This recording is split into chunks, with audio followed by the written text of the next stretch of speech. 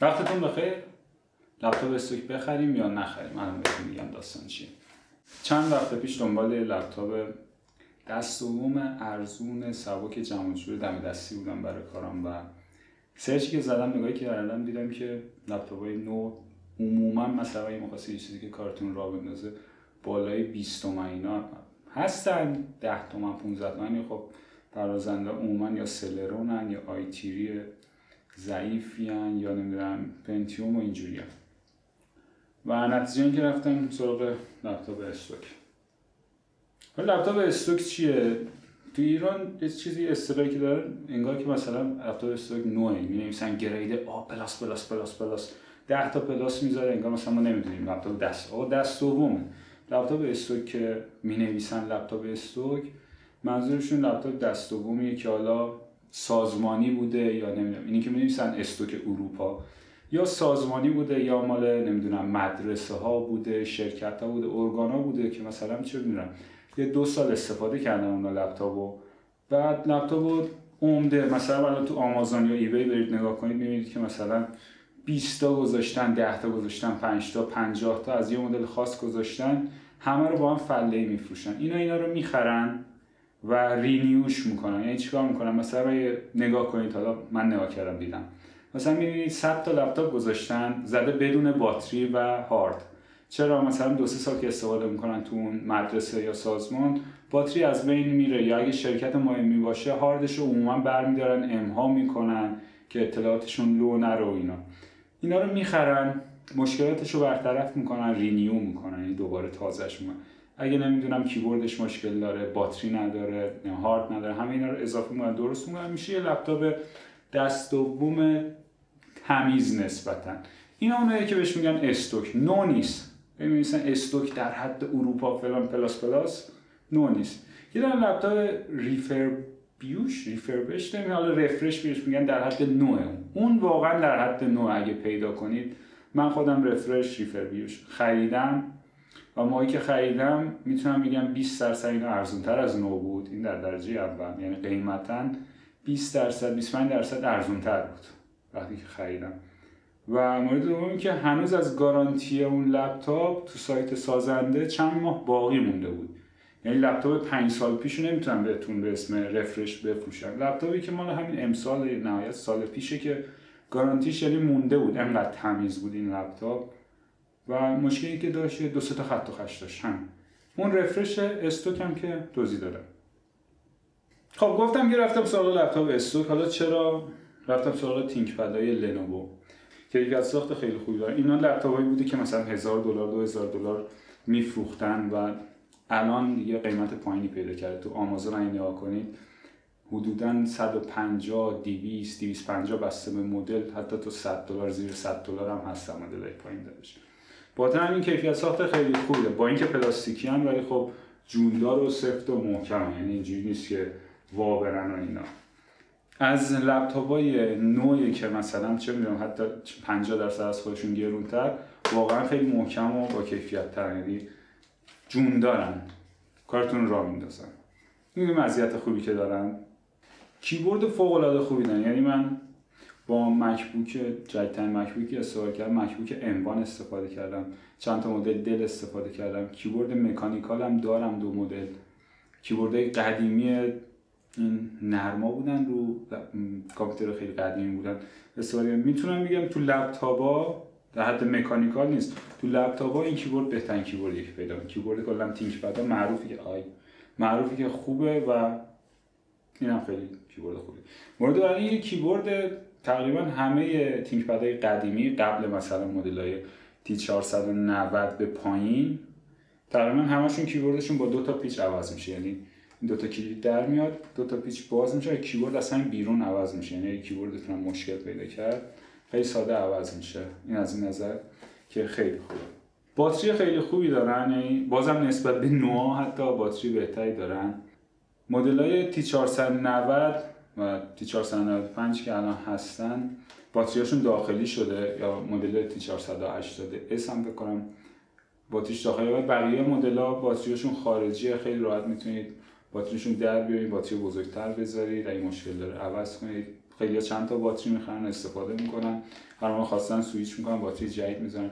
عمر باتری خوبی داره. من خودم الان این تی 490 که گرفتم میتونم راحت بگم باتریش اولا سلامتش 90% و حدودا با استفاده من 6-7 ساعت میره که از نوعا بهتره تو اون قیمتی که گرفتم.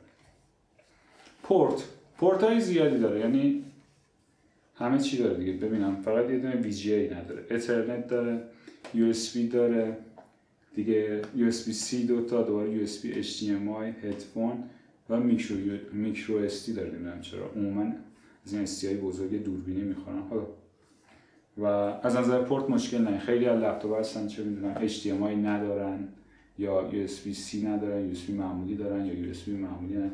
اترنت که الان دیگه قحطی افتاده تو لپتاپ‌ها که داره، اگه کارت شبکه و اینجور چیزاست به کارتون میاد.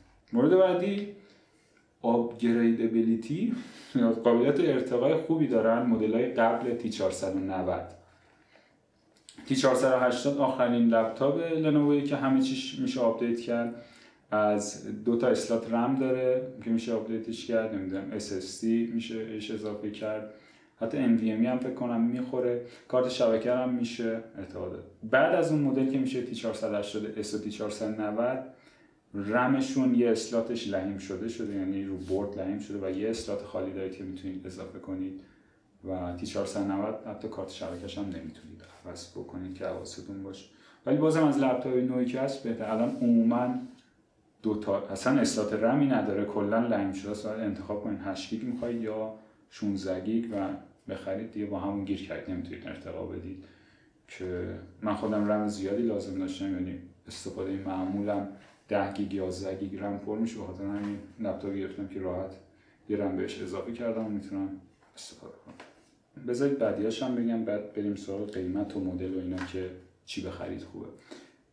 بدترین چیزی که داره صفحه نمایش به شدت افتضاحی داره. نمیدونم مدلی که شما تو بازار پیدا کنید بخرید صفحه نمایش بهتری داره یا نه، چون با چند مدل صفحه نمایش تولید شده، هم HD دارن، هم فول HD، هم 2K و همون فول HD هم 2-3 مدل. حالا فول HD که به دست من رسیده جزو فول HD های نسبتا مزخرفشه و اصلا قابل تحمل نبود. یعنی 1-2 روز اول تصمیم داشتم لپتاپ پس بدم چون به شدت رنگا مرده و خیلی افتضاح بود.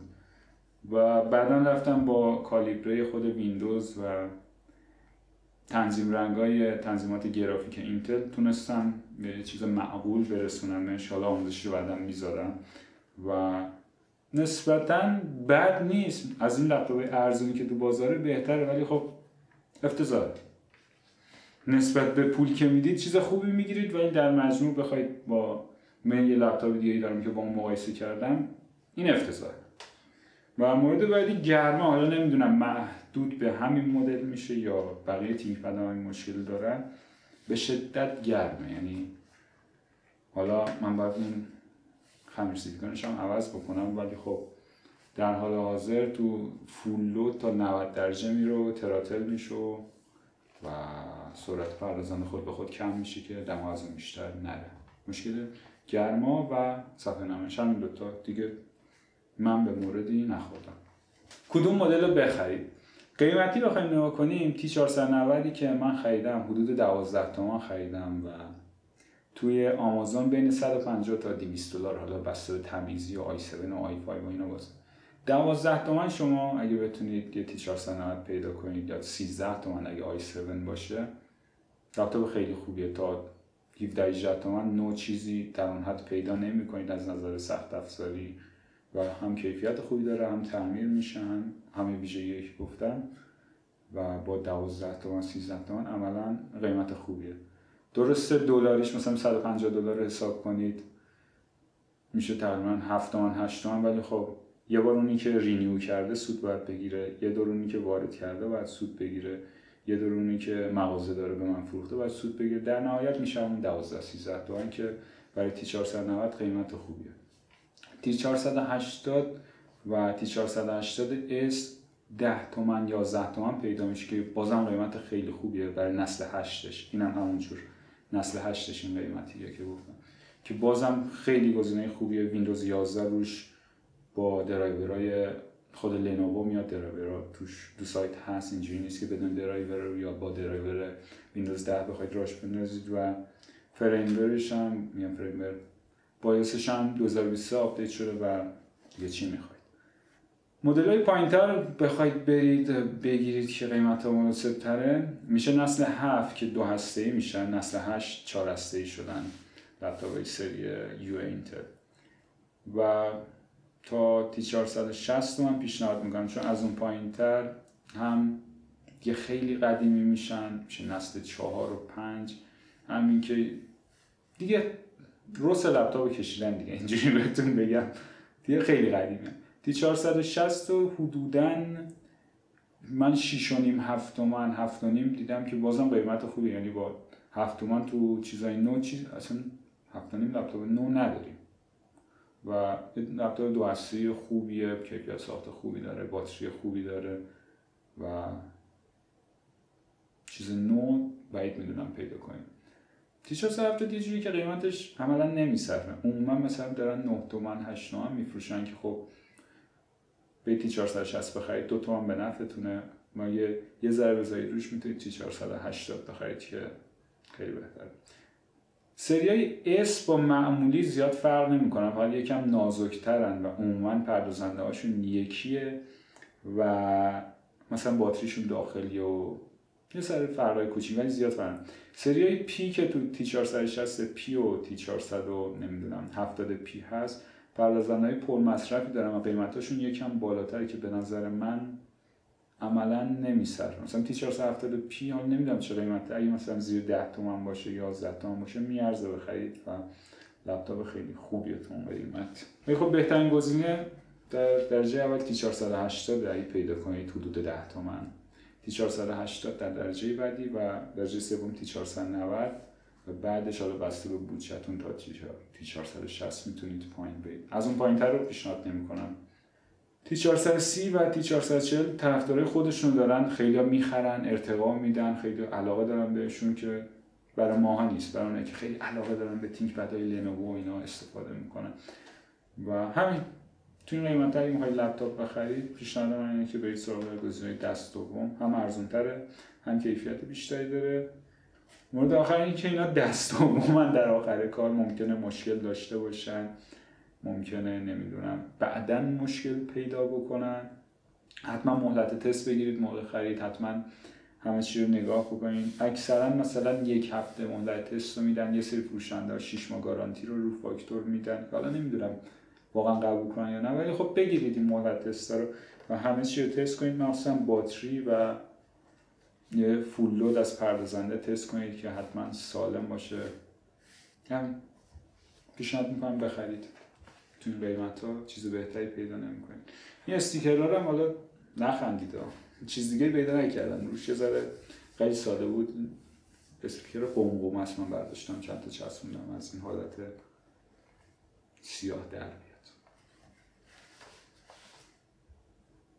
دمتون گرم نگاه کردید. فعلا تیشرت من چرا چود